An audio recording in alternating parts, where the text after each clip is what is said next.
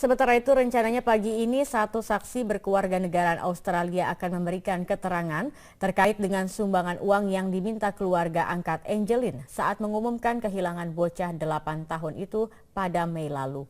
Hal ini disampaikan anggota P2TP2A Siti Sapurah bahwa saksi berinisial C ini sempat menawarkan bantuan uang kepada keluarga Margaret untuk mencari Angelin. Namun saksi curiga karena keluarga angkat Angelin tidak memperlihatkan kesedihan, malah terus memaksa agar saksi mentransfer uang ke rekening anak sulung Margaret yaitu Yvonne. Sebelumnya pihak P2TP2A telah mendampingi sejumlah saksi yang dianggap bisa memberatkan tersangka Margaret dalam kasus penelantaran dan pembunuhan Angelin. Karena dia pernah ingin membantu untuk mencari Angelin. Bahkan dia sudah menawarkan uang dia 10 juta untuk sebagaikan uang tebusan. Bahkan dia sudah menggalang dana dari beberapa pihak. Jika Angel diketemukan, maka dia bersedia untuk mengumpulkan dana sebesar apapun. Cuma berjalannya waktu ada hal-hal yang buat dia tuh curiga. Akhirnya dia menarik diri. Curiganya seperti apa? Karena terus-terusan dia dihubungin oleh Yvonne untuk meminta duit itu dan minta ditransfer ke rekening yang dia inginkan, yang dia diberikan oleh Yvonne. Jadi ketika dia tuh muncul, kok ini memang benar anak hilang, kok tidak ada cerita sedihnya gitu. Cukup. Oh ya, dia ini atau mencari yang diculik. Di dalam SMS yang di-forward ke Chris, menurut pengakuan yang saya dapatkan dari Ibu, disebutkan apabila uang tidak segera ditransfer ke nomor rekening, maka tidak dijamin keselamatan daripada itu dan tidak boleh dibocorkan ke siapapun perihal uang tebusan ini. Anehnya, kok SMS penculik ini, tanda kutip penculik ya, disebarkan kepada calon donatur. Sehingga menjadi pertanyaan, apakah memang kematian dari Angelin itu ada rencana dari awal untuk mencari uang, menghimbau donatur-donatur agar mengumpulkan uang?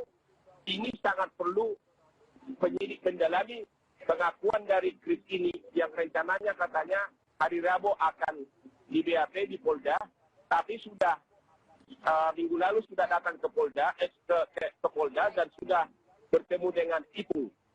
Ini sangat menjadi saksi pertanyaan kunci. Apakah ini Ipon yang asli atau tidak? Kalau ini Ipon yang asli, maka kasus ini ternyata bisa melibatkan berbagai orang. Kira-kira begitu. Bang Hotman. Ya.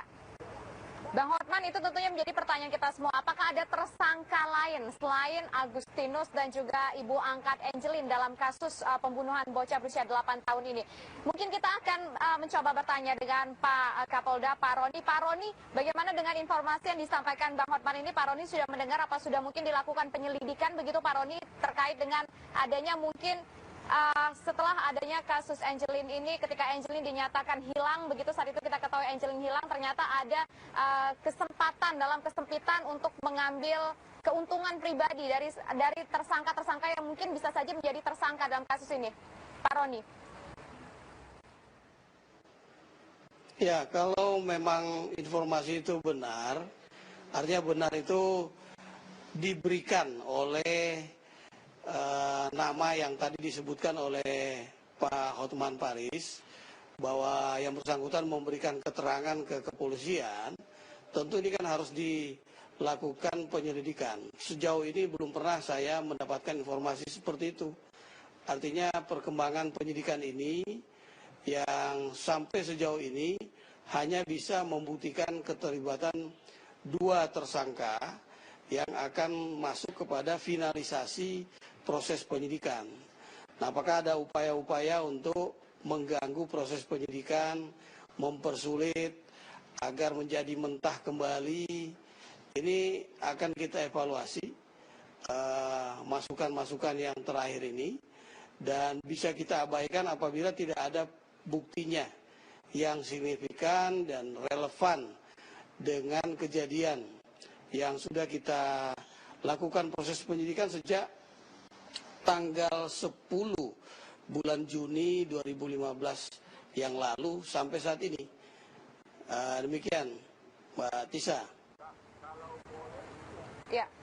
Ya, Pak Roni, nanti kita akan lanjutkan kembali perbincangan kita di Apa Kabar Indonesia Malam Akhir Pekan. Dan Bang Hotman, terima kasih atas informasinya sudah bersedia bergabung bersama kami di Apa Kabar Indonesia Malam Akhir Pekan di ujung telepon. Dan pemirsa, jangan beranjak dari layar kaca Anda, kami akan kembali sesaat lagi.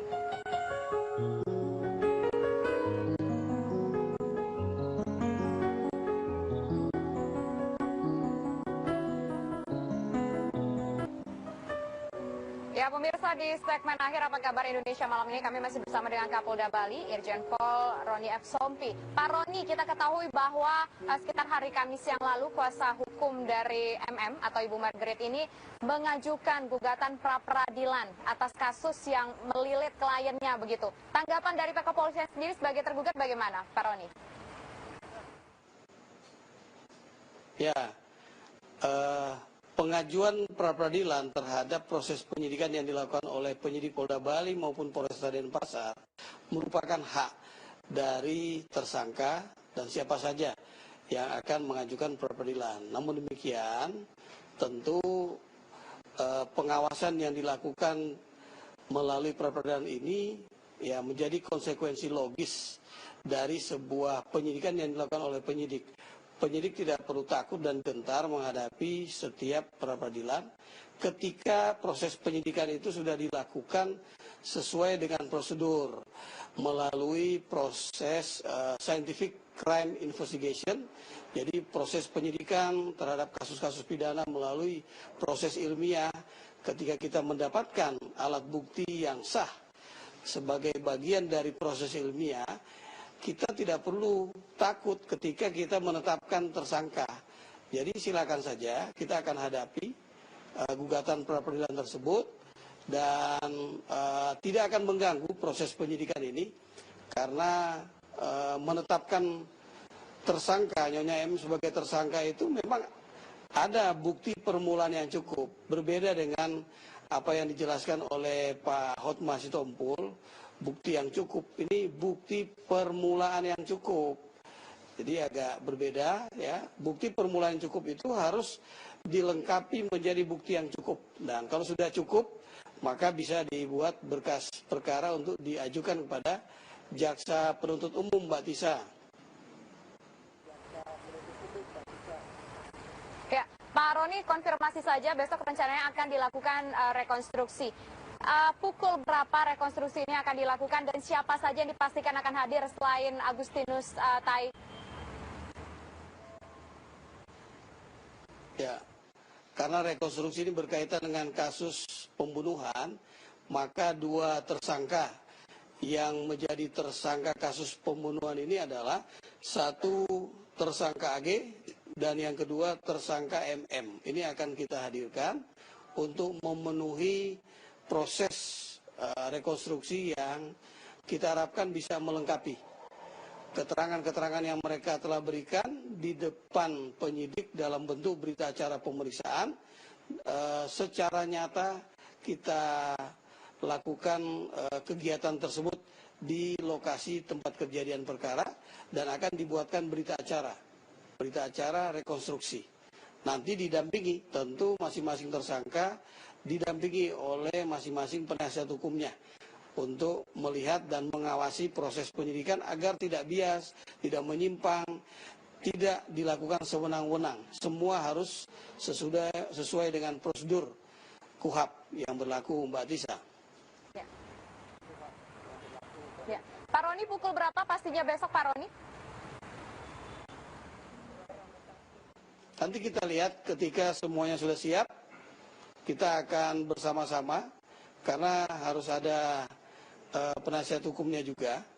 Jadi ketika siap kita akan meluncur ke tempat kejadian, Mbak Tisa. Baik, terima kasih banyak Pak Roni atas waktunya sudah bersedia berbincang berbagi bersama kami di Apa Kabar Indonesia Malam Akhir Pekan pada malam hari ini. Dan pemirsa, demikian akhir kebersamaan kita dalam Apa Kabar Indonesia Malam Akhir Pekan. Saya Tisa Noveni undur diri. Terima kasih atas kebersamaan Anda dan sampai jumpa.